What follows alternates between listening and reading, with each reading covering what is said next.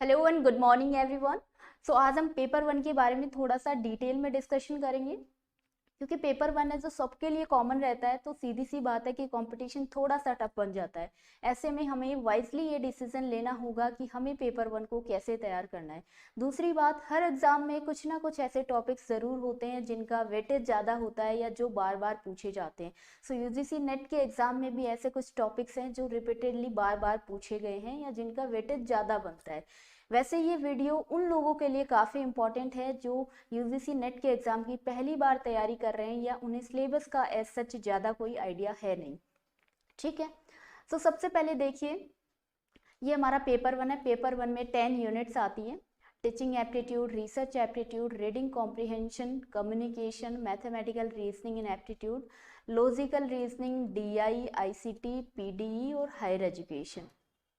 Paper one में 50 question आते हैं और 100 मार्क्स का ये पेपर होता है। ठीक है। वैसे कायदे से रूल तो ये होता है कि हर एक यूनिट से 5 क्वेश्चन आने चाहिए, लेकिन ऐसा कुछ एग्ज़ाम में हो ज़रूरी नहीं है। कई बार टीचिंग एप्टीट्यूड से 7 क्वेश्चन देखने को मिल जाते हैं, तो रिसर्च एप्टीट्यूड से 3, तो ऐसा ऊपर नीचे होता रहता है। लेकिन क्वेश्चन 50 ही आएंगे पेपर वन से। All right. देन सबसे पहले देखिए टीचिंग एप्टीट्यूड। वैसे तो देखो, इस एग्जाम में सब कुछ ही पढ़ना है आपको एक बार के लिए तो, लेकिन फिर भी मैं कुछ ऐसे टॉपिक्स बताने वाले हूँ जिससे आप अपने मार्क्स ज़्यादा गेन कर सकते हो या फिर जो बार बार पूछे गए हैं एनटीए के द्वारा।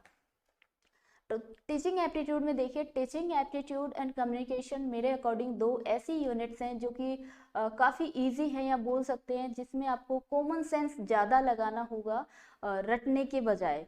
ठीक है।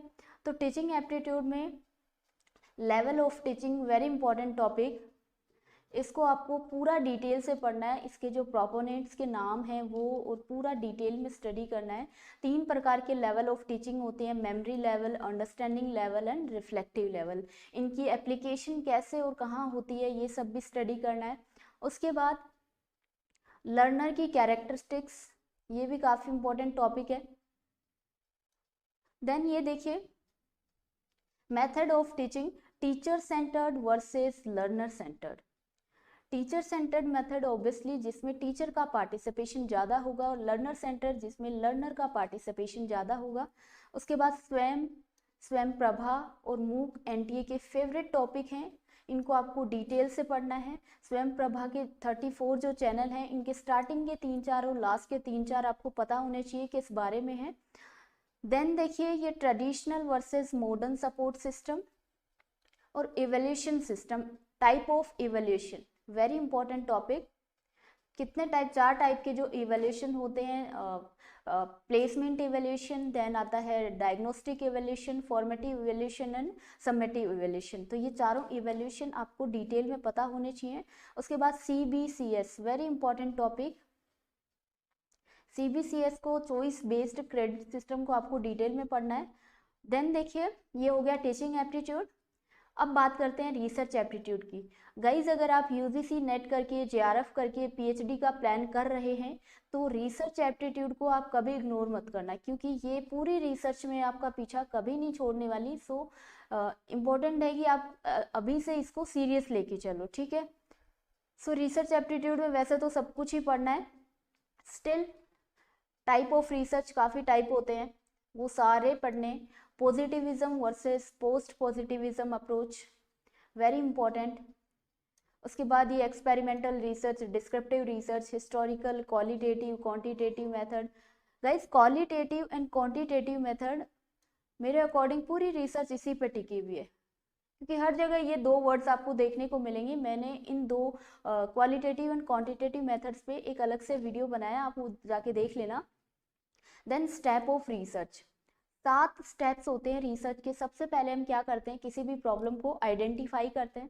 प्रॉब्लम को आइडेंटिफाई कर लिया, देन उसके रिगार्डिंग लिटरेचर रिव्यू करते हैं। लिटरेचर रिव्यू कर लिया तो क्या करेंगे, हाइपोथेसिस बनाएंगे, देन रिसर्च डिज़ाइन बनाएंगे, डेटा कलेक्शन करेंगे और डेटा को एनालिसिस करेंगे, और लास्ट में रिपोर्ट राइटिंग कर देंगे। Alright. Then thesis and article writing, इस टॉपिक से क्वेश्चन पूछे जाते हैं लेकिन डीपली नहीं पूछे जाते हैं, ऊपर ऊपर से आपको format and type style of referencing ये सब पूछा जाता है। ठीक है, तो इसको भी ऊपर से देख लेना। देन रिसर्च एथिक्स, ऑब्वियसली ये तो बोलने की बात नहीं है, आपको एथिक्स तो पता ही होने चाहिए अगर आप रिसर्च करने की सोच रहे हैं तो। देन आरसी की बात करें तो आरसी में सिलेबस तो ऐसा कुछ होता नहीं है, 2 पैसेज आएंगे जिसमें से 10 क्वेश्चन आएंगे, एक पैसेज से 5 क्वेश्चन आएंगे। सो आरसी का भी मैं ये बोलूँगी कि आपको एग्जाम से 2-3 दिन पहले आरसी का भी प्रैक्टिस करना चाहिए। ऐसा नहीं है कि आरसी को हम कभी देखे ही नहीं, सीधा एग्जाम में ही फेस कर रहे हैं, इसकी भी प्रैक्टिस कर लेना एग्जाम से 2-3 दिन पहले। देन कम्युनिकेशन की बात करते हैं तो कम्युनिकेशन के टाइप ऑफ कम्युनिकेशन, काफ़ी टाइप्स की कम्युनिकेशन होती है। पब्लिक कम्युनिकेशन होती है, मास कम्युनिकेशन होती है, ग्रुप कम्युनिकेशन होती है, इंटरपर्सनल इंट्रापर्सनल कम्युनिकेशन होती है, ये सारे टाइप्स देख लेना। Verbal and non verbal communication, verbal communication कौन सी होती है, जो ओरली हम करते हैं। नॉन वर्बल जो signs, symbol, gesture, posture, eye contact, body language, इन सब के थ्रू होने वाली कम्युनिकेशन को बोलते हैं non verbal communication. Then intercultural and group communication, ठीक है। क्लासरूम कम्युनिकेशन भी काफ़ी इंपॉर्टेंट क्वेश्चन है, क्लासरूम कम्युनिकेशन को कैसे इफेक्टिव बनाया जाए, उसमें आने वाले बैरियर, ये सब पढ़ लेना एक बार के लिए। देन बात करते हैं मैथमेटिकल रीजनिंग एंड एप्टीट्यूड की। तो इसमें नंबर सीरीज से एक क्वेश्चन हमेशा बनता है, हमें पता है। लेटर सीरीज से भी बनता है, कोड से भी बन जाता है, रिलेशनशिप से भी क्वेश्चन आ जाता है। इसके अलावा फ्रैक्शन हो गया, रेशियो हो गया, प्रपोर्शन हो गया, ये तो मतलब मैथ्स के बेसिक्स है। परसेंटेज हो गया, प्रॉफिट एंड लॉस हो गया, इंटरेस्ट में SICI हो गया, एवरेज हो गया, डिस्काउंट हो गया, इन सब से ही क्वेश्चन मतलब बन जाते हैं। इसके अलावा एक टाइम एंड वर्क, इससे भी कई बार एक क्वेश्चन, 2 क्वेश्चन आ जाते हैं, ठीक है। उसके अलावा अब देखिए लॉजिकल रीजनिंग की बात करें तो लॉजिकल रीजनिंग वैसे देखने में सबको कॉम्प्लेक्स टाइप की लगती है, लेकिन क्वेश्चन इससे काफ़ी मतलब आसान बनते हैं, एकदम डायरेक्ट क्वेश्चन पूछे जाते हैं। कई बार तो मतलब पिछले ईयर के एज इट इज़ क्वेश्चन पूछ लिए जाते हैं, ठीक है। तो इसमें देखो स्ट्रक्चर ऑफ आर्ग्यूमेंट हमें आना चाहिए, mood and figure very important topic, formal and informal fallacy, हमेशा 1 या 2 क्वेश्चन हमेशा हर शिफ्ट में पूछा जाता है। देन उसके बाद classical square of opposition, favourite topic of NTA, square of opposition को पूरा डिटेल में पढ़ना है पूरा। उसके बाद इंडियन लॉजिक में बात करें तो ये आपको प्रमाणास पूरे पता होने चाहिए, इनकी सीक्वेंस ही आ जाती है बहुत बार, तो प्रत्यक्ष, अनुमान, उपमान, शब्दा, अर्थपत्ति एंड अनुपलब्धि। उसके बाद काइंड ऑफ अनुमाना, व्याप्ति, invariable relation, very important topic, और हेतुआभास भी पूछ लिया जाता है, ठीक है। देन डेटा इंटरप्रिटेशन की बात करते हैं DI की। तो DI में सिलेबस में क्या दिया हुआ है इसको तो छोड़ो, लेकिन अगर आप मैथमेटिकल रीजनिंग में आप रेशियो तैयार कर लेते हो, परसेंटेज तैयार कर लेते हो, डिस्काउंट तैयार कर लेते हो, तो आपका DI का काम, एवरेज भी तैयार कर लेते हो तो आपका DI का काम वहाँ से हो जाएगा, ठीक है। उसके बाद ICT की बात करूँ तो एक जनरल एब्रीवेशन एंड टर्मिनोलॉजी, हमेशा एक शॉर्ट टर्म पूछी जाती है, मतलब फुल फॉर्म ICT की एक फुल फॉर्म देखने को मिलती है हमेशा एग्जाम में। उसके बाद ये ईमेल को अच्छे से पढ़ना, जिसमें BCC, CC सबको आराम से डिटेल से पढ़ना।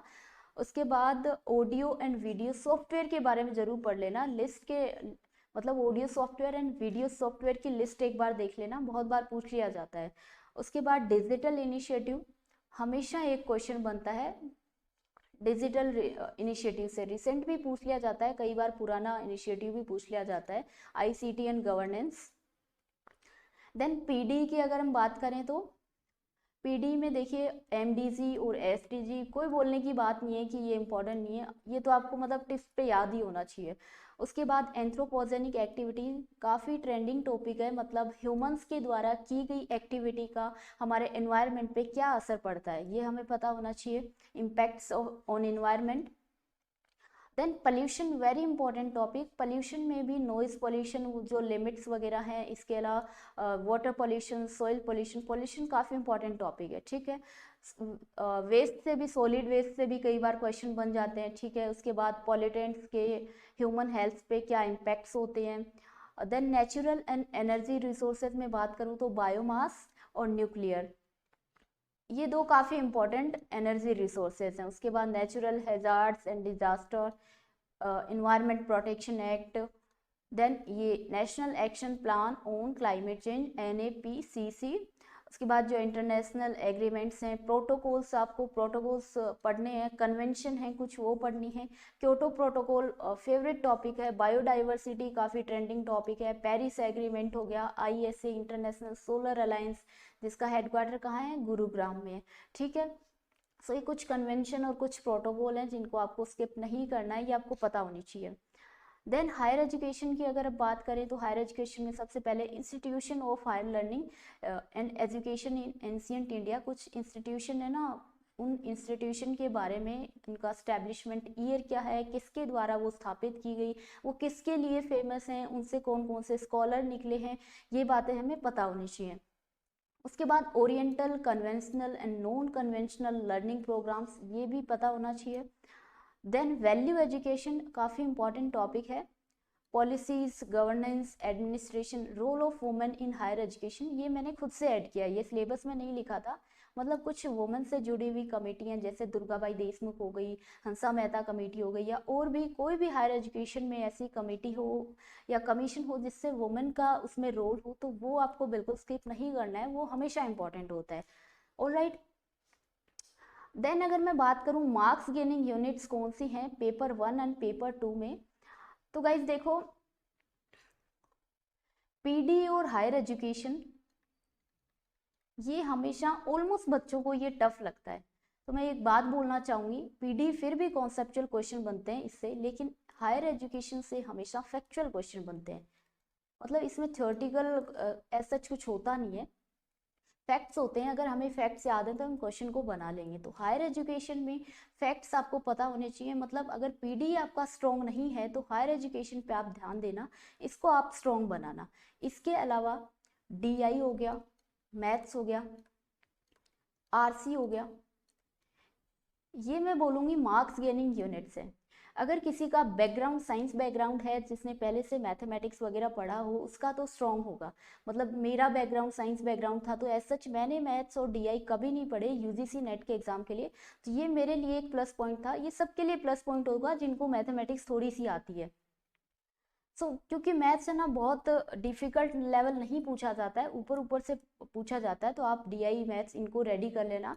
इसके अलावा रिसर्च एप्टीट्यूड आपका स्ट्रॉन्ग होना ही चाहिए, मैंने पहले भी बोला था, अगर आप आगे रिसर्च में फील्ड में जाने का सोच रहे हैं तो।